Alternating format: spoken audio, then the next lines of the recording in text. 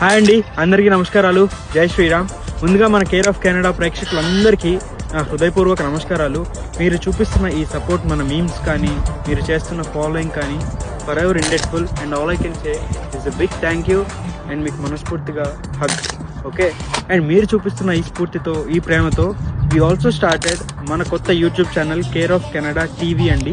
TV అంటే ఏదో అనుకోకండి, టీవీ అంటే తెలుగు బ్లాగ్స్. మన కేర్ ఆఫ్ కెనడా తెలుగు బ్లాగ్స్ని యూట్యూబ్లో కూడా స్టార్ట్ చేస్తున్నాము. And I hope you all come over there and subscribe and support for our channel. మన ఛానల్ స్పెషాలిటీ ఏంటంటే మన తెలుగు కల్చర్ని కానీ, మన భక్తిని కానీ, మన ఫుడ్ కల్చర్ని కానీ అన్నిటిని ప్రమోట్ చేస్తుంది.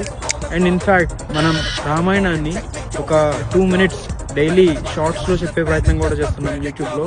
We almost reach 27 episodes. And we want to let you know, మనం ఈ రామాయణాన్ని కూడా మనం ఎక్కడున్నా మన కల్చర్ని మర్చిపోకుండా ఉండడానికే ఈ ప్రయత్నం.